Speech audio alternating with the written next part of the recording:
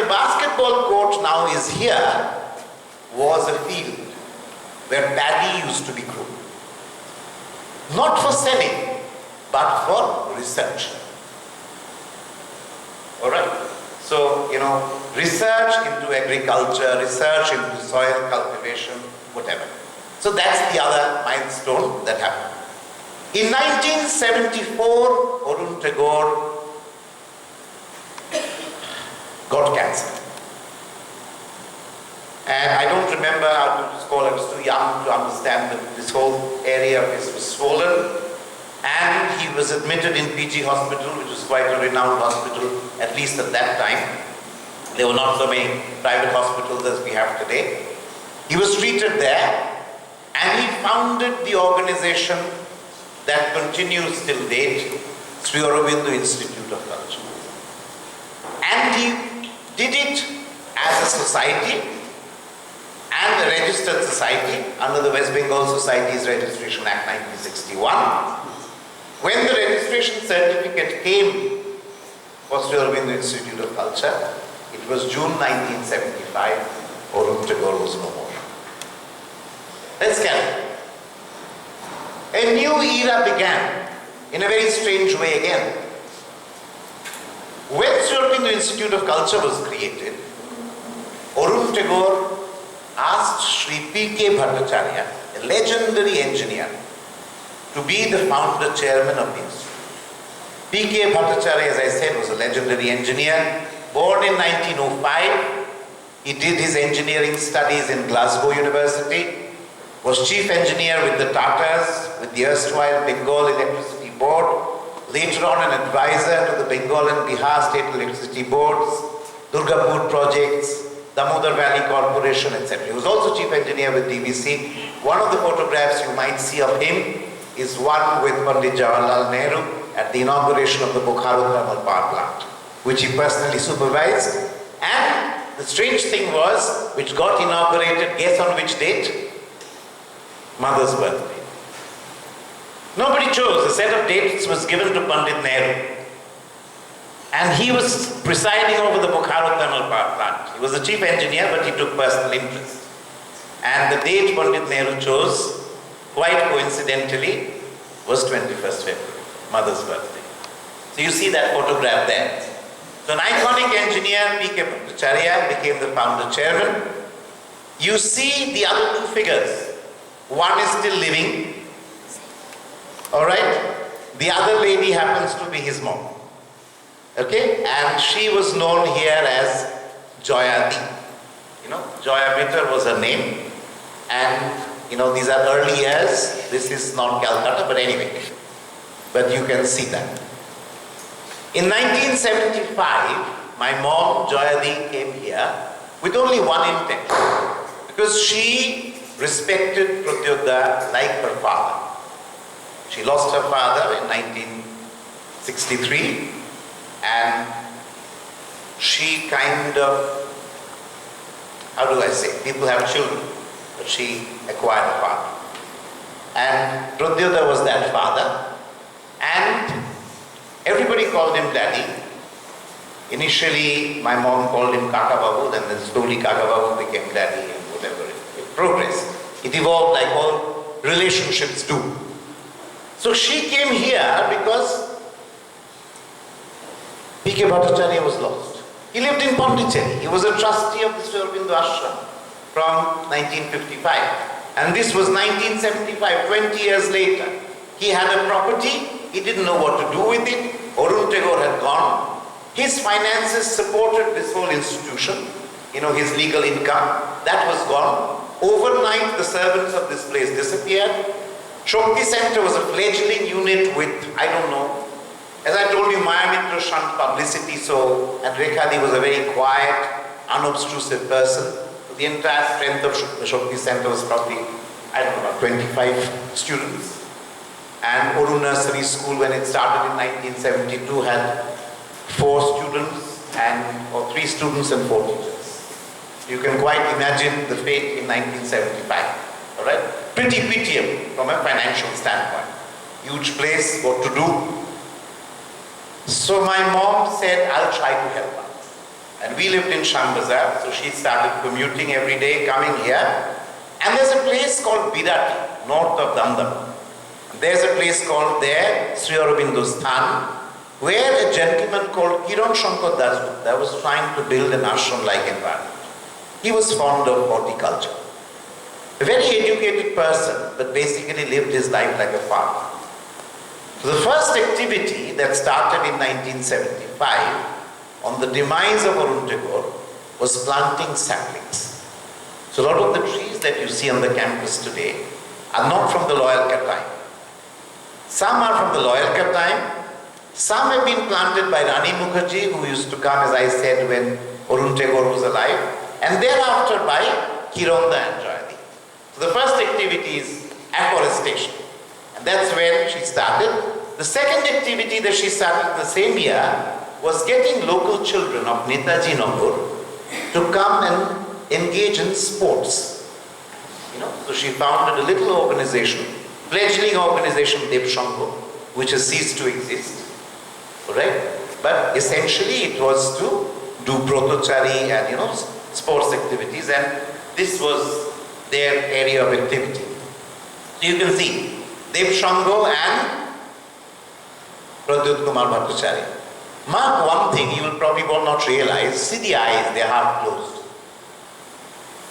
of Pradyut. That was the distinguishing feature, very sharp eyes, crystal clear, almost popping out, but always half closed and extremely contemplative and meditative. If you looked at the eyes, you would feel peaceful and calm. You would not, there was no restlessness. There was an immense poise and calm about his personality. He was as short as my mother, probably shorter. But his personality was much, much more than anybody I can remember.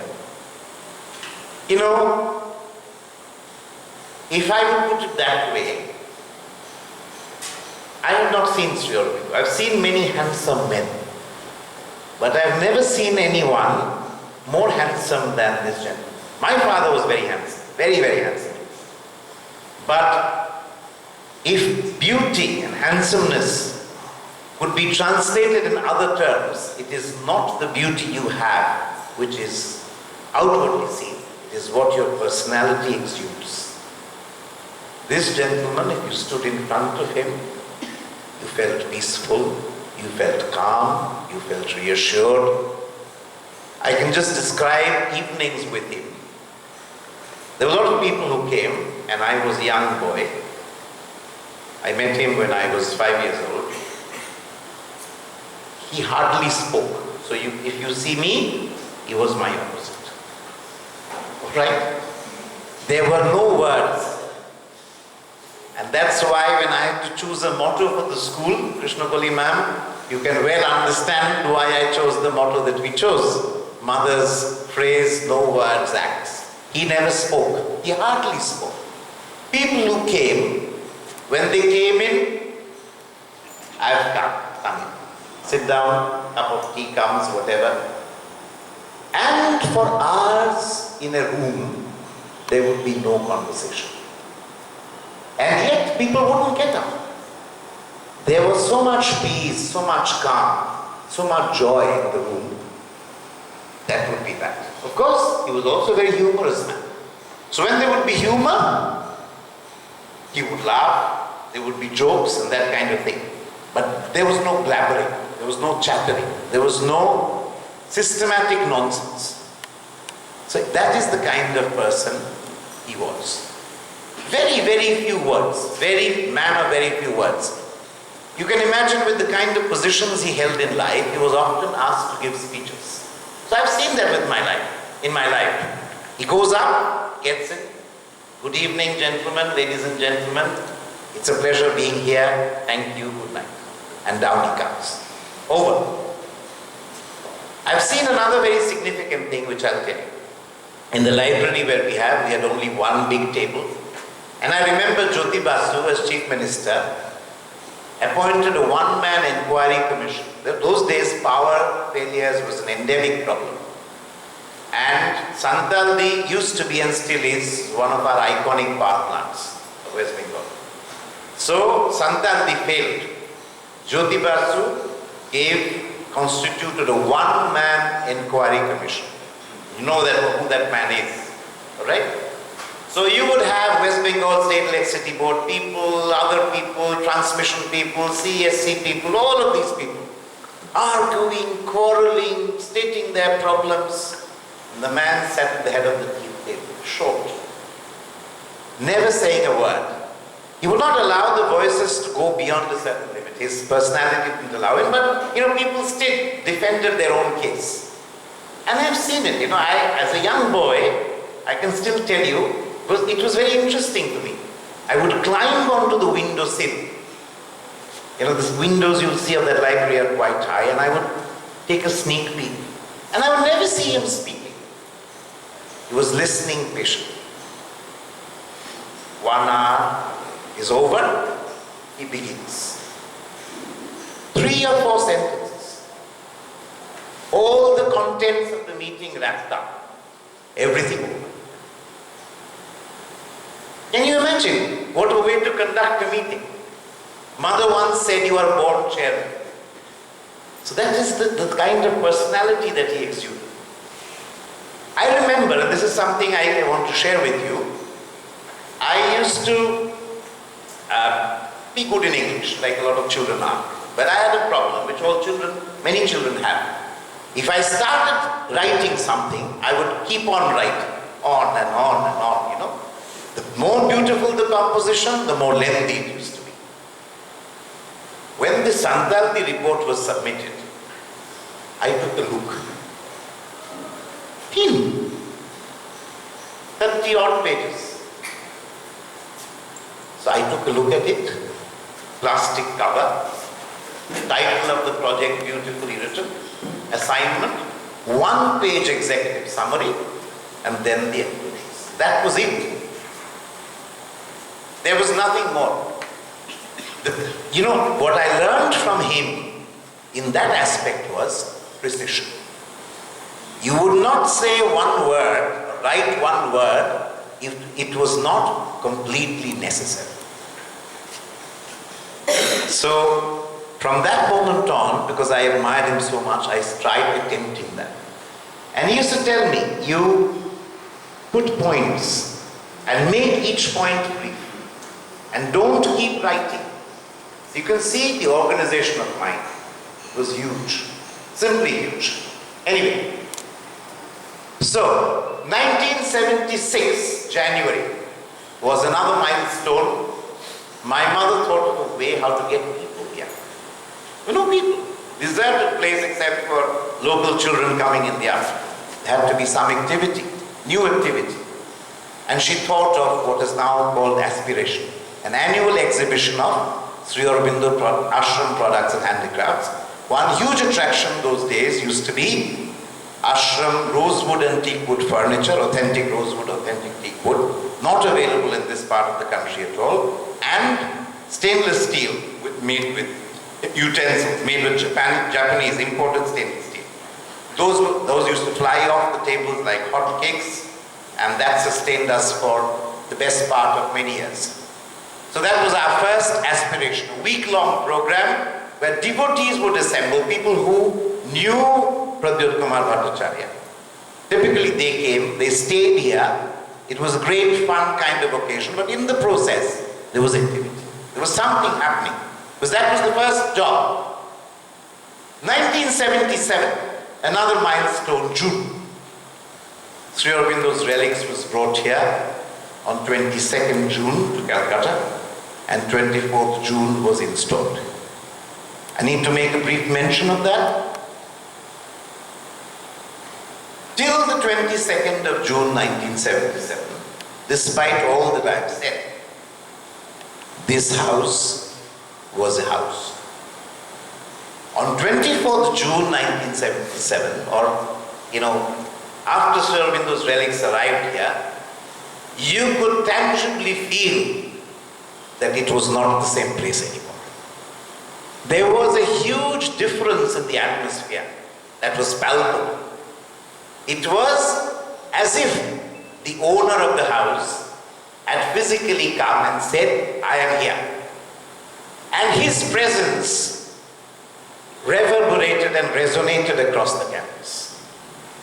You know, Sri Aurobindo, one cardinal virtue of his life, his work, of his personality was silence.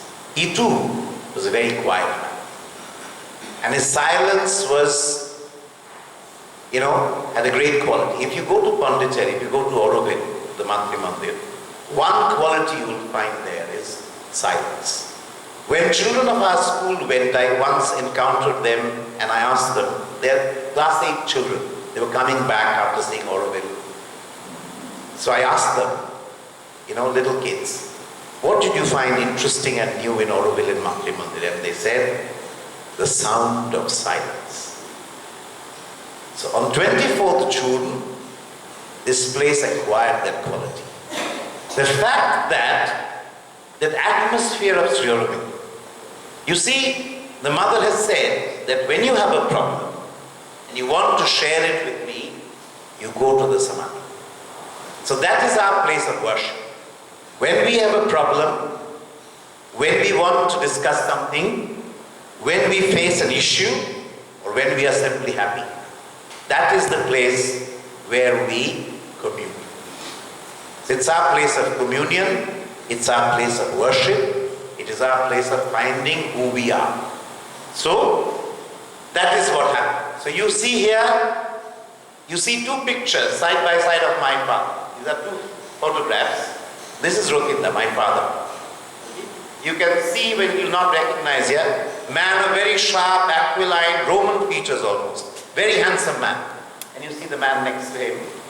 And this is the Chief Justice of Calcutta High Court, Shankar Prasad Mitra, who's installing the relics of Sri Aurobindo, his nails and hair, into this marble edifice. And, people crowding outside, etc. So, in 78, the mother's birth centenary was, so this was installed in 77, sorry for not mentioning it.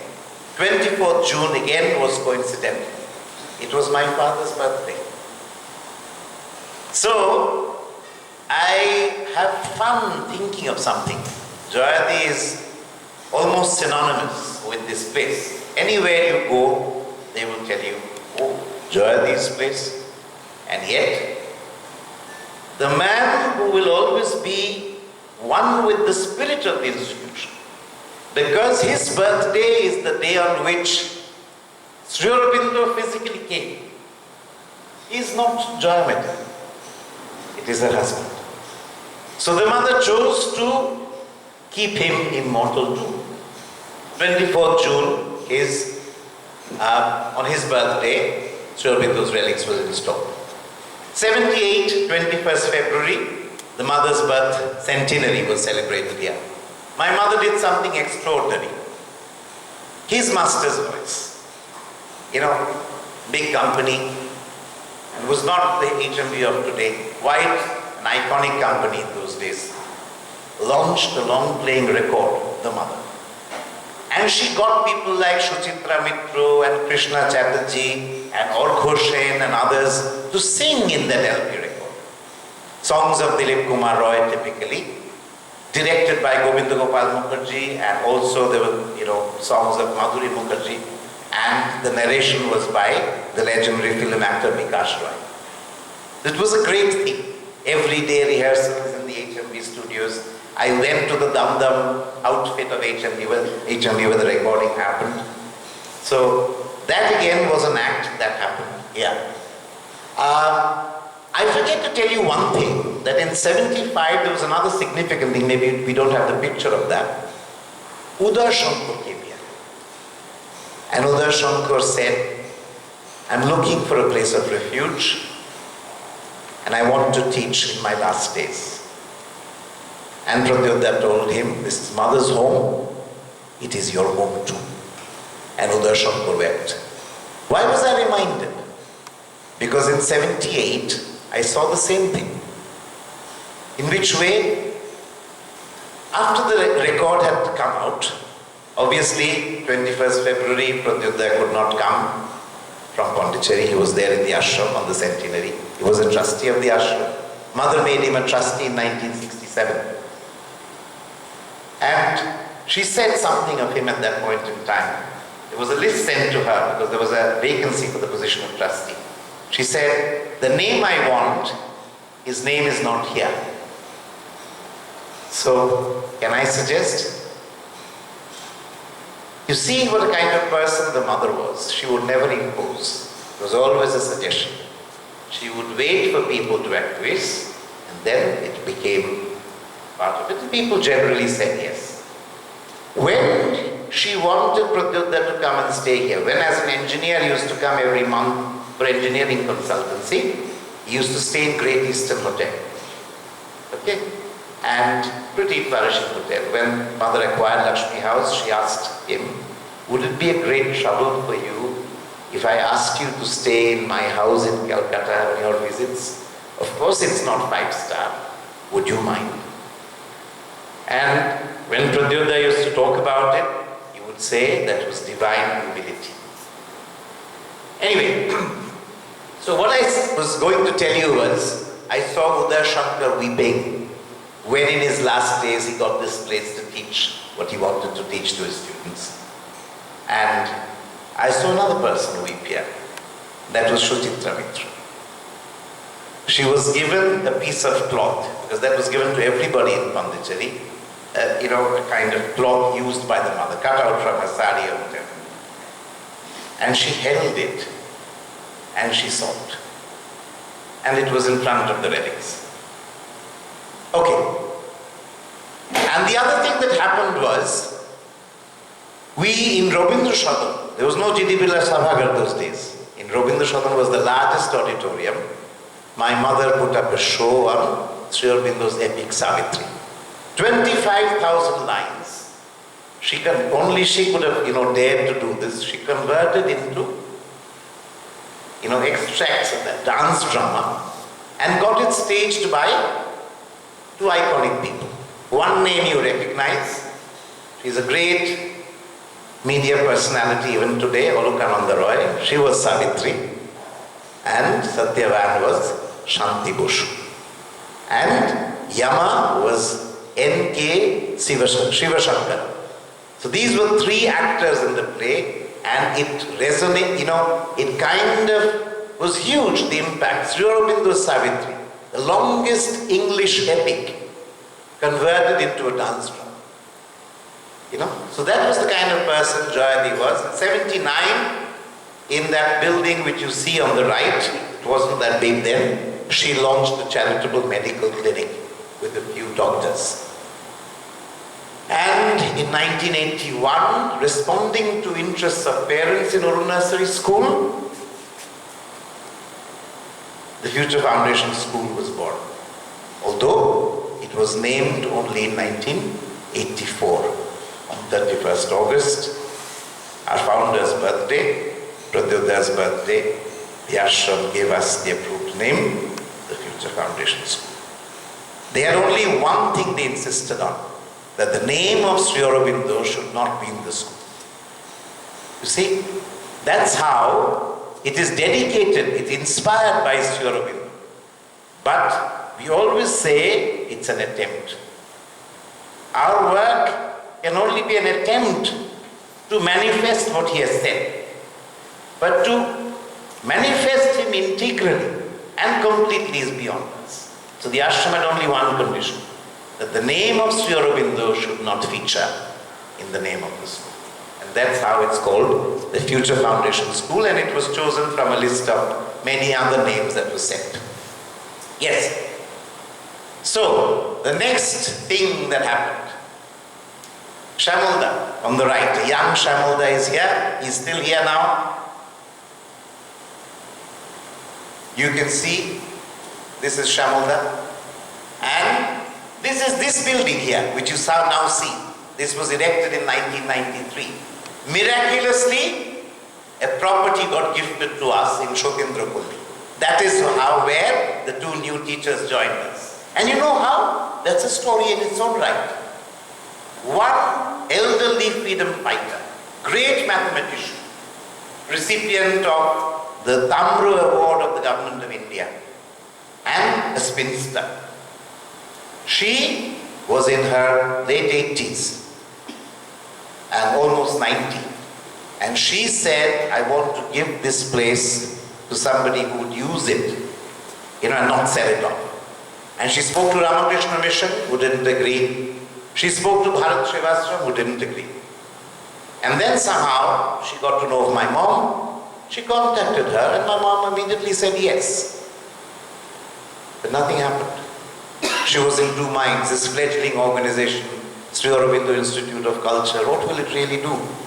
And then one day, and you can choose to disbelieve it, from Pondicherry, with the signature of one of the trustees, a donation receipt came to that address. And she was surprised. And she was, she was a mathematician, and she had a great scientific mind. And she immediately doubted that there was some foul play, that something was being planted, And she called my mom. And of course that wasn't the case. And she asked, did you send? And it was just a receipt for 5 rupees.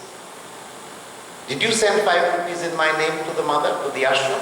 She said no. She was very surprised and taken aback.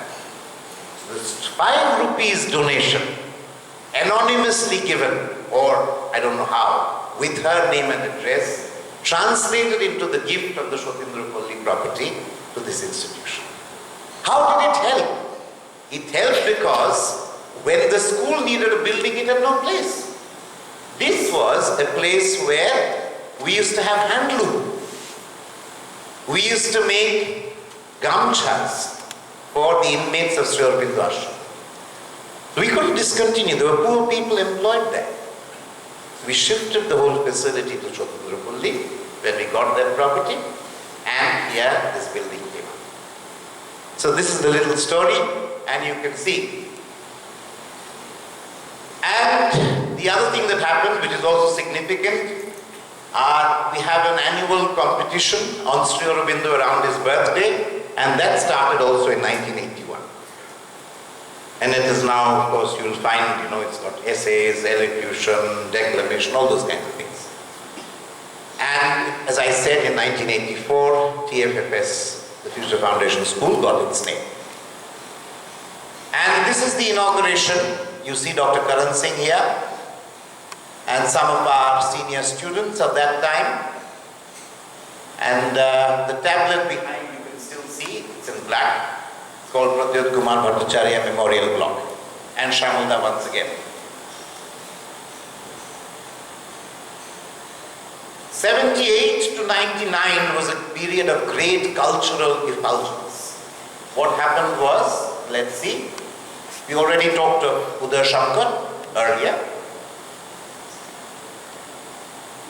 Sanjukta Panigrahi, the only place other than Bhubaneswar in India where she would take classes. Ustad Amjad Ali Khan here. His 2 sons performed here for the first time in their lives. They had no public performance before that. And many, many others, Hari Prasad Chaurasia, you name them, they've all come here. Pandit Jasraj, Ustad Rashid Khan, people, great luminaries from the fields of music, dance, painting, they were all here. Pradyuta passed away in 1984. And our next chairman was another trustee of the ashram. And his name was Duman Bhai. His actual name was Chiman Bhai Patel. But Sri Aurobindo named him Duman, or the luminous one. And he came out of the ashram only for 2 days in his life. He was there for 60 years, 60 long years before stepping outside the little town of Pondicherry. And he came here. And he inaugurated this place where you are sitting. And that's why it's called in his memory, the Hall of Light. You'll see it outside. We still call it the Hall of Light. So, 89, the land gifted at Shotindrapalli. In 1990, we celebrated Calcutta's tercentenary. My mother, as I said, had huge cultural interests. And the other thing that she did was, she was interested in identifying the connection of Sri Aurobindo and Calcutta. So all around the city, she put marble plaques wherever he had lived and worked. That was a work of epic proportions in collaboration with the mayor deputy mayor and the entire set of people of Calcutta Municipal Corporation. Marble plaques were installed in Muraripukur Garden House, in the place where the National Council of Education existed, the forerunner of Jadavpur University, where he gave his farewell